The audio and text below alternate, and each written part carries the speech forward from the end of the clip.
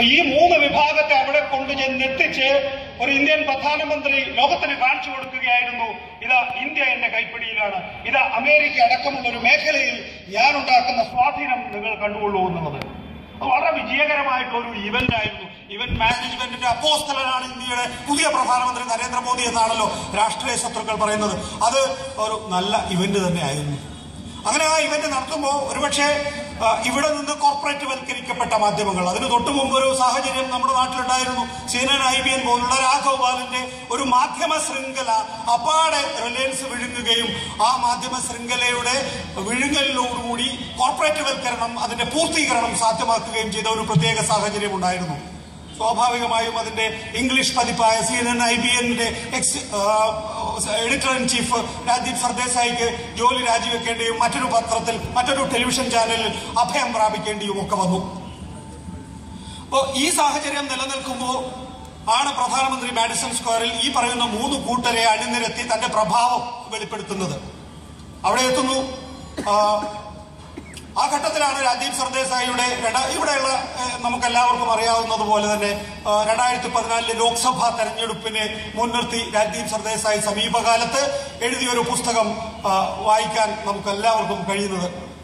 ആ പുസ്തകത്തിൽ രാജീവ് സർദേശായി, എന്തുകൊണ്ടാണ് മോഡി എന്നുള്ളതിന്റെ ഒരു ചിത്രം അവതരിപ്പിക്കേണ്ടതുണ്ട്. അതുകൊണ്ട് പറയുകയാണ്, രാജീവ് സർദേശായി മാധ്യമ പ്രവർത്തനം നടത്തുന്ന പ്രധാനപ്പെട്ട ഘട്ടത്തിൽ, അതായത് ഇന്ത്യയിൽ നമുക്കറിയാം 1990കളുടെ തുടക്കത്തിലാണ് ഇന്ത്യയിൽ സ്വതന്ത്ര ടെലിവിഷൻ മാധ്യമങ്ങൾ ഉദയം കൊള്ളുന്നത്. അതുവരെ നമുക്ക് അപ്ലിങ്കിങ് ഇന്ത്യയിൽ നിന്ന് സാധിക്കില്ലായിരുന്നു, ഡൗൺ ലിങ്കിങ് മാത്രമേ സാധിക്കുകയുള്ളായിരുന്നു. കുറെ കാലം ആ നയം പിന്തുടർന്നു. പക്ഷേ 10-75 കൊല്ലം പഴക്കമുണ്ട് ലോക ടെലിവിഷൻ എങ്കിൽ നമ്മുടെ ഇന്ത്യൻ ടെലിവിഷന് വെറും ഈ പറയുന്ന 90കളുടെയും 2000ന്റെയും ഇപ്പോൾ 2010കളുടെയും ഒക്കെ കുറഞ്ഞ കാലയളവിലുള്ള പ്രായം മാത്രമേ ഉള്ളൂ. അതാണ് നേരത്തെ ശ്രീ തോമസ് ജേക്കബ് പറഞ്ഞത്. കുറഞ്ഞ കാലത്ത് ഒരു 10 വയസ്സുകാരന്റെ മാത്രം പക്വത കാണുന്ന സംവിധാനമാണ് ടെലിവിഷൻ. അത് നന്നായിക്കോളും, ഇപ്പൊ അധികം കുറ്റം പറയണ്ട എന്ന്. അപ്പൊ ഈ പറയുന്ന 2000ന്റെ അല്ലെങ്കിൽ 90കളുടെ തുടക്കത്തിൽ 2000തോടുകൂടി ഉദയം ചെയ്ത നേതാവാണ് നരേന്ദ്രമോദി. അത് രാജീവ് സർദേശായി തന്റെ പുസ്തകത്തിൽ പറയുന്നുണ്ട്.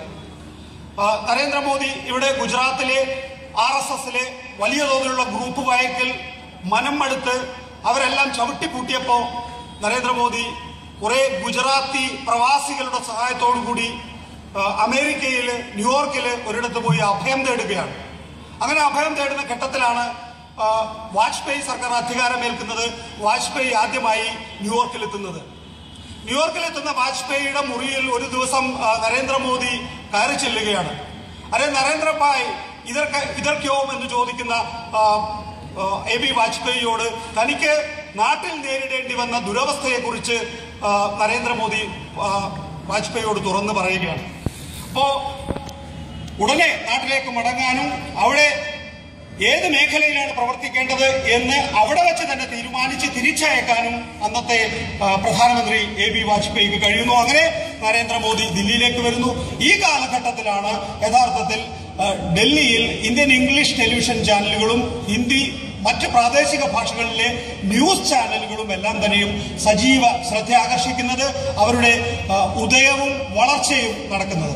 ആ ഘട്ടത്തിൽ നരേന്ദ്രമോദി BJPയുടെ അശോക റോഡിലുള്ള ഓഫീസിലെ ജനറൽ സെക്രട്ടറിയാണ്, സംഘടനാ ചുമതലയുള്ള ജനറൽ സെക്രട്ടറിയാണ്. എങ്കിൽ തന്നെയും നരേന്ദ്രമോദിക്ക് ആ സമയത്ത് ഞാനും ഡൽഹിയിൽ പ്രവർത്തിച്ചിട്ടുള്ളയാളാണ്.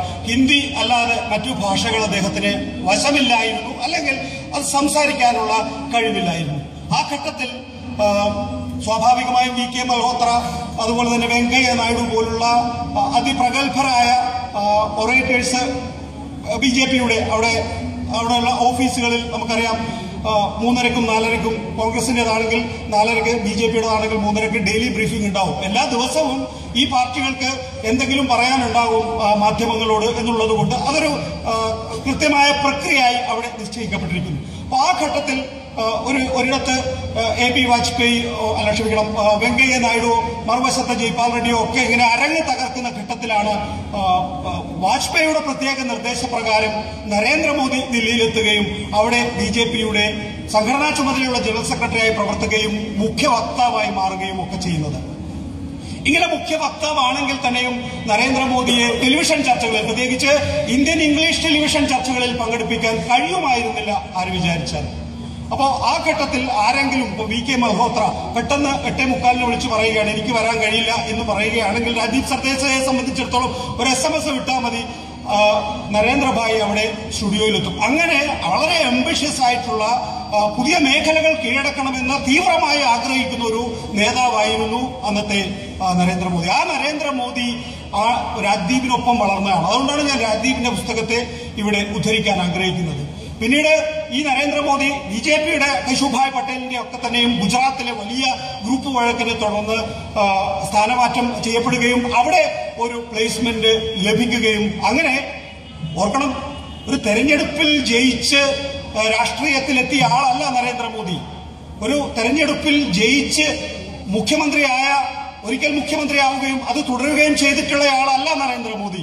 അദ്ദേഹം അവിടെ നിന്ന് കെട്ടിയിറക്കപ്പെടുകയാണ്. ആ കെട്ടിയിറക്കപ്പെട്ട നരേന്ദ്രമോദി അതിനു മുമ്പുണ്ടായിട്ടുള്ള ഭൂചലനങ്ങൾ, മുമ്പുണ്ടായിട്ടുള്ള BJPയിലെ ഏറ്റവും പ്രധാനപ്പെട്ട ഗ്രൂപ്പ് വഴക്കുകൾ, ഇതെല്ലാം കൊണ്ട് അവിടെ BJP ഭരണം, അതുവരെ തുടർന്നു വന്ന BJP ഭരണം മാറ്റപ്പെടുമോ എന്ന ആശങ്കയെ തുടർന്ന് നരേന്ദ്രമോദിയാണോ അതോ BJP ആണോ RSS ആണോ എന്ന ആക്ഷേപം ഞാനിവിടെ ഉന്നയിക്കുന്നില്ല. അവിടെ പൊടുന്നനെ തെരഞ്ഞെടുപ്പ് വിജയത്തിന് വേണ്ടി ഒരു വർഗീയ കലാപം കെട്ടിയിറക്കപ്പെടുകയാണ് 2002-ൽ. ആ 2002-ലെ വർഗീയ കലാപം ഇവിടെ നിന്ന് രാജീവ് സർദേശായി റിപ്പോർട്ട് ചെയ്യാൻ പോകുന്നു. ഞാനടക്കമുള്ള മാധ്യമപ്രവർത്തകർ നമ്മൾ പിന്നെ അങ്ങനെ ഒരു ഫാക്ടറല്ല ദേശീയ രാഷ്ട്രീയത്തിലോ അല്ലെങ്കിൽ ഇന്ത്യൻ ജേർണലിസത്തിലോ എന്നുള്ളത് കൊണ്ട് ഞാൻ രാജീവിനെ അവിടെ കഥാപാത്രമാക്കാൻ ആഗ്രഹിക്കുകയാണ്. അവിടെ രാജീവ് സർദേശായി എത്തുന്നു. ഓരോ കലാപ മേഖലയിലും രാജീവ് സർദേശായി ചെല്ലുന്നു. കലാപ മേഖലയിൽ ചെല്ലുമ്പോൾ അവിടെയുള്ള ദുരനുഭവങ്ങൾ മാധ്യമ റിപ്പോർട്ടിങ്ങിനൊപ്പം തന്നെ, ഓർമ്മയുണ്ട്, ഇന്ത്യൻ എക്സ്പ്രസ് ദിനപത്രവും NDTVയും രാജീവ് സർദേശായിയുടെ നേതൃത്വത്തിലാണ് അന്ന് NDTV പ്രവർത്തിക്കുന്നത്.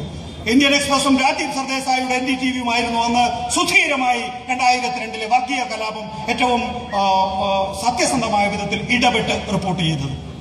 ആ ഇടപെടൽ നടത്തുമ്പോൾ, മാധ്യമ ഇടപെടൽ നടത്തുമ്പോൾ തന്നെ രാജീവ് സർദേശായി തന്റെ ചിരകാല സുഹൃത്തായ നരേന്ദ്രമോദി, അവിടുത്തെ മുഖ്യമന്ത്രിയാണല്ലോ, അദ്ദേഹത്തെ ഓരോ മേഖലയിലെയും ദുരനുഭവങ്ങൾ ഫോണിൽ വിളിച്ച് റിപ്പോർട്ട് ചെയ്യുന്നു കൂടിയുണ്ട്. കാര്യം നടക്കണമല്ലോ, നമ്മൾ റിപ്പോർട്ട് ചെയ്താൽ മാത്രം പോരല്ലോ. അങ്ങനെ ഓരോ ദുരനുഭവവും റിപ്പോർട്ട് ചെയ്യുകയാണ്.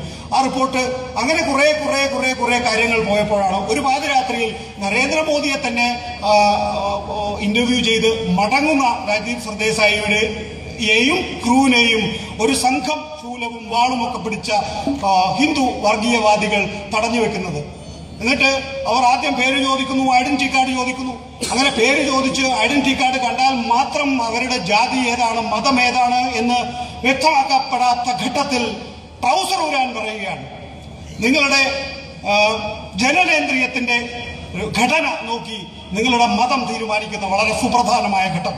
നമ്മൾ ഓരോരുത്തരും ആ സാഹചര്യം അഭിമുഖീകരിക്കേണ്ടി വന്നാൽ മാത്രമേ നമുക്കതിന്റെ കാഠിന്യം മനസ്സിലാവൂ, നമുക്കതിന്റെ ക്രൂരത മനസ്സിലാവൂ. ആ ജനനേന്ദ്രിയം ഓർക്കുക, നമ്മുടേത് അവർ ഉദ്ദേശിക്കുന്നതിനെതിരായ ജനനേന്ദ്രിയമാണെങ്കിൽ അത് അവിടെ വെച്ച് തച്ചു തകർക്കപ്പെടുകയോ വെട്ടിമാറ്റപ്പെടുകയോ ചെയ്യില്ലേ? അപ്പോഴാണ് രാജീവ് സർദേശായി പോലൊരു മാധ്യമ പ്രവർത്തകൻ പറയുന്നത്, നിങ്ങൾ എന്നോട് കളിക്കരുത്, ഞാൻ മുഖ്യമന്ത്രിയുടെ ആളാണ്, എനിക്ക് മുഖ്യമന്ത്രിയുമായി ഇത്രകാലം പരിചയമുണ്ട് എന്ന്. പരിഹാസ രൂപേണ ചിരിക്കുകയാണ് ആ ജനക്കൂട്ടം. ആ ജനക്കൂട്ടം രാജീവിനോട് പറയുകയാണ്, ഇതേ മുഖ്യമന്ത്രി പറഞ്ഞിട്ടാണ് ഞങ്ങൾ ഇവിടെ എത്തിയിരിക്കുന്നത് എന്ന്. ആ സാഹചര്യം നമ്മളെ സംബന്ധിച്ചിടത്തോളം ഒരു പുനർവിചിന്തനത്തിന് വിധേയമാക്കുന്നു. രാജീവ് സർദേശായിയെയും അങ്ങനെ പുനർവിചിന്തനത്തിന് വിധേയമാക്കുന്നു. ഇതുവരെ തന്നോട് കാണിച്ച മുഖമല്ല നരേന്ദ്രമോദിക്കുള്ളത് എന്ന സംശയം അവിടെ ബലപ്പെടുന്നു. അങ്ങനെ കൂടുതൽ ഏകപക്ഷീയമായ റിപ്പോർട്ടിങ്ങിലേക്ക്, അത് അദ്ദേഹം കോട്ട് ചെയ്യുന്നതല്ല, ഞാൻ അനുമാനിക്കുന്നതാണ്, ഏകപക്ഷീയമായ റിപ്പോർട്ടിങ്ങിലേക്ക് ഒരുപക്ഷെ അദ്ദേഹം കടന്നിട്ടുണ്ടാകാം. ശത്രുത അവിടെ ആരംഭിക്കുന്നു. അങ്ങനെയാണ് കോർപ്പറേറ്റ് ആയ റിലയൻസ് CNN-IBN ഏറ്റെടുക്കുന്നത്. രാജീവിന് ജോലി പോകുന്നു. ഹെഡ്ലൈൻസ് ടുഡേയിലേക്ക് അദ്ദേഹത്തിന് മാറ്റം ചെയ്യപ്പെടുന്നു. സ്വാഭാവികമായും ഇന്ത്യൻ പ്രധാനമന്ത്രിയായി നരേന്ദ്രമോദി അധികാരമേൽക്കുന്നു. മാഡിസൺ സ്ക്വയറിലേക്ക് അവിടെ പോകുന്നു. ഏറ്റവും വലിയ മാധ്യമ കണ്ടിൻജന്റ് നമുക്ക് തോന്നുന്നത് ഇതുവരെ ഒരിടത്തും മാധ്യമപ്രവർത്തകർ ഇത്ര ഉത്സാഹഭരിതമായി പോയിട്ടുണ്ടാകില്ല. അങ്ങനെ ഒരു വലിയൊരു സംഘം എല്ലാ ആളുകളെയും കൂട്ടിപ്പോവുകയാണ്. നമ്മളൊരു ടെലിവിഷൻ ചാനലിന്റെ റിപ്പോർട്ടിംഗ് എന്ന് പറയുമ്പോൾ ഒരു റിപ്പോർട്ടർ, ഒരു ക്യാമറാമാൻ എന്ന നിലയിലാണെങ്കിൽ ഇതെല്ലാ സെറ്റപ്പോടും കൂടി അവിടെ തന്നെ ചർച്ചകൾ സംഘടിപ്പിക്കുക എന്ന നിലയിൽ ആ വിധത്തിൽ വളർന്നു കഴിഞ്ഞിരിക്കുന്നു ടെലിവിഷൻ. നമ്മളെ പോലെ അരപ്പട്ടണിക്കാരല്ല എല്ലാ ടെലിവിഷൻ ചാനലുകളും. പ്രത്യേകിച്ച് ഈ നിലയിൽ കോർപ്പറേറ്റ് സഹായവും സമ്പത്തും കുമിഞ്ഞുകൂടുന്ന സംവിധാനങ്ങളായതുകൊണ്ട് തന്നെ ഈ പറയുന്ന സംവിധാനങ്ങൾക്ക് അവിടെ സ്ഥാനം പിടിക്കാൻ കഴിയുന്നു. അവിടെ വലിയ തോതിലുള്ള മാധ്യമ മാമാങ്കം നടക്കുന്നു. അവിടെ നമുക്കറിയാം, ഒരു ചോദ്യവും എതിരായി വീഴാൻ പാടില്ല. കാരണം ആ മേഖലയാകെ തന്നെയും, മാഡിസൺ സ്ക്വയർ ആകെ തന്നെയും സംഘപരിവാറാൽ വലയം ചെയ്യപ്പെട്ടിരിക്കുന്നു എന്നുള്ളതാണ്. കാരണം നമുക്കറിയാം, അമേരിക്ക, നമുക്കിപ്പോൾ ഗൾഫിൽ പോയാൽ ഇ കെ നായനാരോ അല്ലെങ്കിൽ അതുപോലെ പ്രശസ്തരായ നേതാക്കളോ ഒക്കെ തന്നെ പോയാൽ ഗൾഫിലെ പ്രധാനപ്പെട്ട റോഡുകൾ, പ്രത്യേകിച്ച് ദുബായിലെയൊക്കെ പ്രധാനപ്പെട്ട റോഡുകൾ ബ്ലോക്കാവും എന്നാണ് പറയുന്നത്. അങ്ങനെയാണ് ദുബായിലെ റോഡുകൾ ചരിത്രത്തിൽ ഇന്നേ വരെ നോക്കിക്കഴിഞ്ഞാൽ ബ്ലോക്കായിട്ടില്ല. നമുക്ക് അവിടെ വലിയ സ്വാധീനമാണ്, നമ്മുടെ നേതാക്കളോട് അവർക്ക് വലിയ പ്രിയമാണ്. അതുകൊണ്ടാണ് നമ്മുടെ നേതാക്കൾ അങ്ങോട്ട് പോകുമ്പോൾ അവിടെ ബ്ലോക്ക് ചെയ്യപ്പെടും. എന്നതുപോലെ തന്നെ സംഘപരിവാറിന് വലിയ സ്വാധീനം അമേരിക്കൻ നാടുകളിലുണ്ട്. ആ സ്വാധീനമുള്ളവർക്ക് ഇത്രയും കാലം നരേന്ദ്രമോദിയെ കാണാൻ കഴിഞ്ഞിട്ടില്ല. അദ്ദേഹത്തിന്റെ ആശയങ്ങൾ അവരെ നന്നായി കിടിലം കൊള്ളിക്കുകയാണ്, അല്ലെങ്കിൽ അവരെ ഏറ്റവും ആവേശോജ്വലമാക്കുകയാണ്. വർഷങ്ങൾ കഴിഞ്ഞ് ഏതാണ്ട് 10 വർഷത്തോളം അമേരിക്കൻ സാങ്ഷനുള്ള ഒരു നരേന്ദ്രമോദി ഇതാ ഞങ്ങളുടെ മുന്നിലെത്തുന്നു. അവരെ കാണാനുള്ള ഒരു അത്യാർത്ഥി, ആ അത്യാർത്ഥിക്ക് തടിച്ചുകൂടിയ ഒരു 10,000-ത്തിലധികം അല്ലെങ്കിൽ ഒരു 17,000-ത്തോളം ആളുകൾ മാഡിസൺ സ്ക്വയറിൽ നിൽക്കുമ്പോഴാണ് രാജീവ് സർദേശായി അവരോട് ചോദിക്കുന്നത്, 2002 നിങ്ങൾക്ക് ഓർമ്മയില്ലേ എന്ന്. 2002 നിങ്ങൾക്ക് ഓർമ്മയില്ലേ എന്നുള്ളത് തെറ്റായ ചോദ്യമായിരുന്നു. അവിടെ അങ്ങനെ ചോദിക്കാൻ പാടില്ല. കാരണം വലിയ ആവേശോജ്വലമായ രീതിയിൽ ഒരു പ്രകടനത്തിന്റെ ഭാഗമായി എത്തിയിട്ടുള്ള ഒരു ജനസമൂഹത്തോട് രാജീവ് സർദേശായി ഉള്ള മാധ്യമ പ്രവർത്തകൻ അങ്ങനെ ഒരു ചോദ്യം ചോദിക്കാൻ പാടില്ലായിരുന്നു എന്നാണ് രാജീവ് സർദേശായിക്ക് ലഭിച്ച മർദ്ദനത്തിൽ നിന്ന് നാം മനസ്സിലാക്കേണ്ടത്. ഒന്ന്, വലിയ തോതിലുള്ള കോർപ്പറേറ്റ് വൽക്കരണത്തിന്റെ, ചങ്ങാത്ത മുതലാളിത്തത്തിന്റെ അടയാളമായി ഇവിടെ ആ മാധ്യമ പ്രവർത്തകന്റെ ജോലി നഷ്ടപ്പെടുന്നു. 2, മാഡിസൺ സ്ക്വയറിൽ പോയി ഇവിടെ ഗുജറാത്തിൽ റിപ്പോർട്ട് ചെയ്ത അതേ അബദ്ധം അവിടെ മാഡിസൺ സ്ക്വയറിൽ ആവർത്തിക്കാൻ ശ്രമിക്കുന്നു. അവിടെ ഉരസലുണ്ടാകുന്നു, മർദ്ദനമേൽക്കുന്നു. ഒപ്പം തന്നെ സംഭവിക്കുന്നത് എന്താണ്?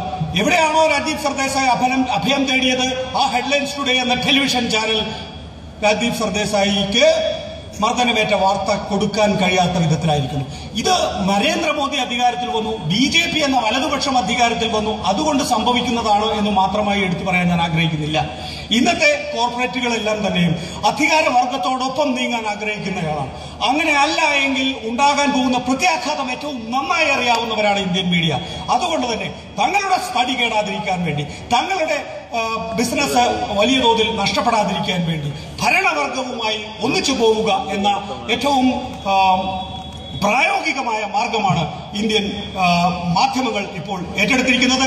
അത് അപകടകരമായ സ്ഥിതിവിശേഷമാണ് എന്ന് നമുക്ക് എല്ലാവർക്കും ഒരുമിച്ച് പറയാൻ കഴിയണം. അങ്ങനെ മാത്രമേ നമുക്ക് ആ തെറ്റിനെയും പരിഹരിക്കാൻ കഴിയൂ. പ്രവർത്തന മൂലധനം ആവശ്യമാണ് എന്ന് കണ്ട് അത്രയും വലിയ തോതിൽ പ്രവർത്തിക്കുന്ന മാധ്യമങ്ങൾക്ക് പ്രവർത്തിക്കാൻ കഴിയുന്നത് പോലെ തന്നെ ചെറിയ മാധ്യമങ്ങൾക്ക് തെറ്റ് ചൂണ്ടിക്കാണിക്കാൻ ആഗ്രഹിക്കുകയെങ്കിലും ചെയ്യുന്ന ചെറുമാധ്യമങ്ങൾ കൂടി പ്രവർത്തിക്കാനുള്ള സ്വാതന്ത്ര്യം ഇവിടെ ഉണ്ടാകണം. ചോദ്യം ചോദിക്കാനുള്ള സ്വാതന്ത്ര്യം ഉണ്ടാകണം. ഇവിടെ ഞാനിപ്പോൾ പറയുന്നത് എന്റെ വീക്ഷണങ്ങളാണ്. ഞാൻ രാത്രി 9 മണിക്ക് ടെലിവിഷനിൽ കയറിയാൽ ഞാൻ ചോദ്യങ്ങൾ മാത്രമാണ് ചോദിക്കുക, എന്റെ വീക്ഷണമല്ല. എനിക്ക് മറിച്ചൊരു വീക്ഷണം ഉണ്ടായേക്കാം.